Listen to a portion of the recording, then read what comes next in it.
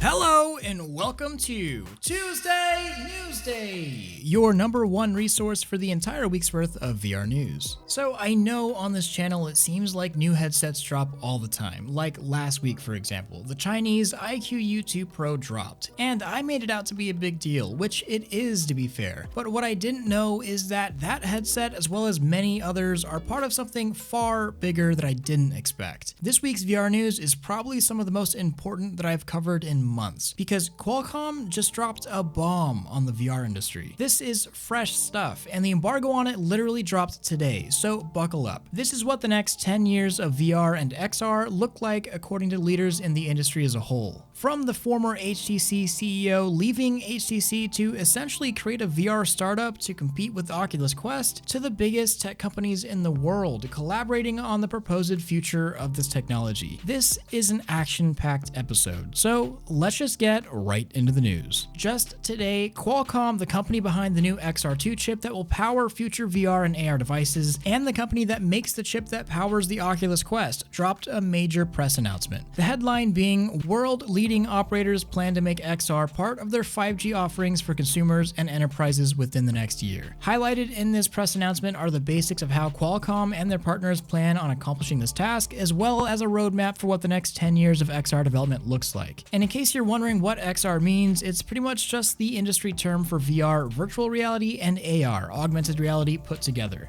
XR. To put this all simply, a lot more VR headsets are coming very soon, and the competition is about to get fierce. Up until this point, we've pretty much had HTC, Oculus, and now Valve competing for your money in the consumer space, with various Windows mixed reality vendors also being thrown in there. Oculus has, at this point, by far taken the leading position, especially with the advent of the Oculus Quest. While not necessarily the most powerful headset, it's one of the cheapest and most capable out there, and headsets like it are honestly the direction of the entire industry moving forward. But like I said last week, your next headset might not be an Oculus or Valve or even HTC, because tons of new headset manufacturers are entering the scene. You know how it feels like a new headset is announced, then everyone forgets about it? That's largely because these companies are laying down the groundwork for an infrastructure that's being built up as we speak, and will be the foundation of VR moving forward. Remember the Pico headsets that were spun as Oculus Quest killers, or this crazy Panasonic prototype, or when the HTC Vive Cosmos was touted as having phone connectivity for standalone capability. And of course, the IQ-IYI headset that I talked about just last week. They're all connected, and it has to do with the far larger plans set in place by the largest smartphone OEMs, VR headset manufacturers, and data providers in the world. To start off, you can't have a standalone VR headset without a processor, and that's where Qualcomm comes in. They already make incredibly capable mobile processors that likely power your phone if you're on the Android side. The XR2 chip they announced recently is a purpose-built VR and AR processor that in some cases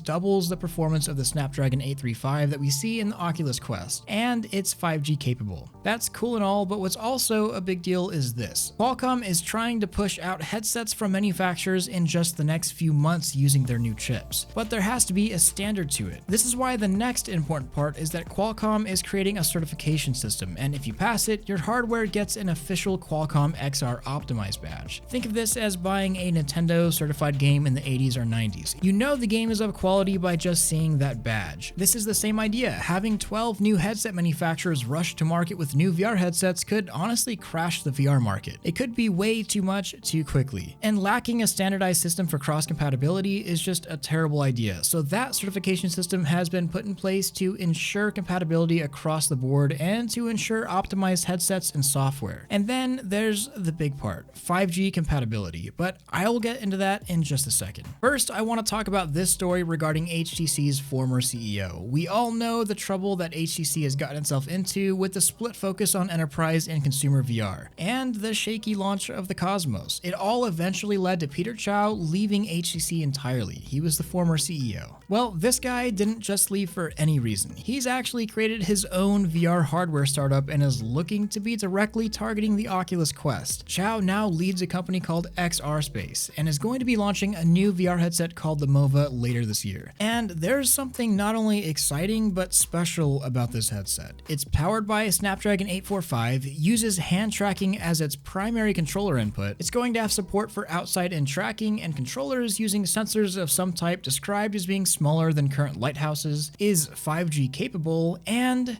it comes in orange. It's also supposedly far lighter than any of the headsets that currently fill the market as well. This is probably the first time that you're going to hear of Mova, but you'll probably keep hearing about it very soon. Something interesting about it as well is that it includes a VR chat-like social VR application called Manova. The idea of this is that you have a house that you make. You go to a store for in-app purchases, go to fitness classes with other users, meet up in the city center. It's a persistent online VR world. That piqued my interest, but there's a gigantic flaw here. It's only going to be accessible through Mova's headset, which immediately dooms the app from the beginning, I'm not gonna lie. Plus, not many other killer apps are coming to the Mova unless you count Angry Birds VR as a killer app, but that's not exactly something to compete with anyone's software catalog. This headset is actually rolling out this month in Taiwan, the company's home country, and is following suit in Europe, China, and US soon. This company is also part of the Qualcomm XR party going on, and you might be wondering now, how are all of these headsets going to sell? If people wanted VR, they would be into it by now. And that's where these partnerships with telecom services like Verizon, T-Mobile, and China Telecom come into play. How do you sell VR to mass amounts of people? Package it with a 5G plan. How do you sell 5G to massive amounts of people? Package a 5G capable headset with the plan. See where I'm going here? The same strategies that were used for 3G in smartphones back in the day are going to be used here for 5G in VR headsets. But before we get too deep on what the future of VR really looks like, because it's not all Valve indexes and base stations, I'll tell you that. It's time for a meme break! So this is the Brazilian president in VR. I mean, to me, he just looks like an average gamer in an average house, which is pretty cool, except for he made the news. But I just couldn't help but imagine my own country's president being in VR. I will build a great wall on our southern border, and I will have creepers pay for that wall. Mark my words. I'm really rich.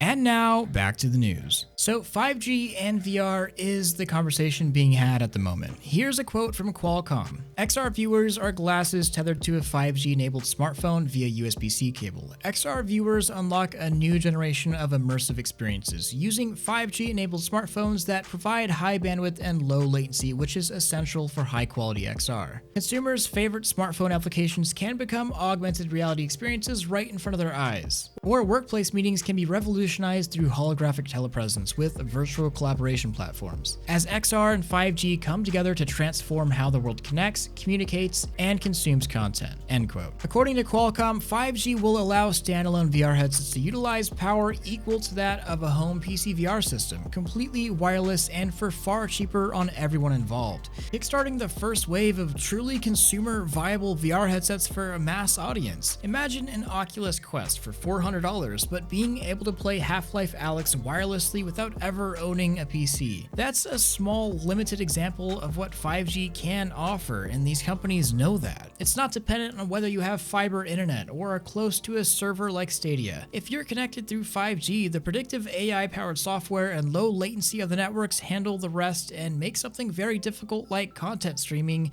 easy. I'll also bring this up again. Remember this from the Cosmos.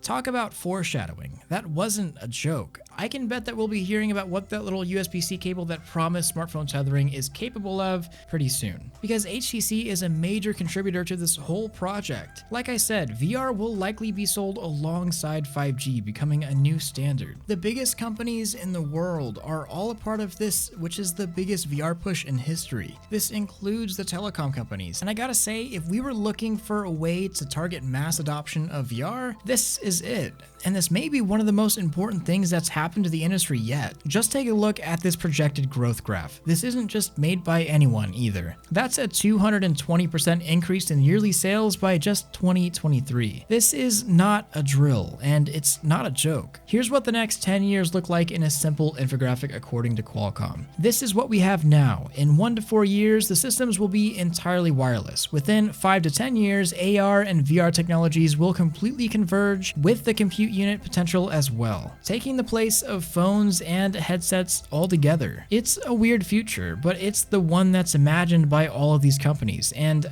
I'm here to entertain that. Of course, there's stuff that I had to leave out. This is the longest I've ever covered a single topic in a Tuesday Newsday, but it's also the absolute most important thing that I've covered in a long time. Talking about some more typical VR news, these are some leaked images from the HP Reverb G2, the collaborative project between HP, Valve, and Microsoft to make an improved SteamVR-centric VR headset in the Windows Mixed Reality category. Right off the bat, we can see it has 4 cameras instead of the typical WMR's 2, Valve Index style off-ear headphones, and a far improved head strap that, once again, is reminiscent of the Valve Index. Another giant change we see to the WMR formula are these controllers, rocking a nicely sized thumbstick smack dab in the middle. Of course, these are leaks, but they're from a somewhat reputable source that has been correct on things in the past, and they look pretty legit, but there's no saying if this is the certain design. If this is the case, it could possibly rule out the main feature that I was hoping for, and that's for the Reverb G2 to also be capable of laser tracking like the HTC Vive or Valve Index, because the original Reverb boasted an extremely impressive display and resolution, and if it did have the tracking quality of an Index, for example, I would be happy replacing it with this. Supposedly news is coming very soon on the G2, just later this week in fact, so make sure to stay tuned on that, or at the very least, I'll be covering it next week on Tuesday Newsday.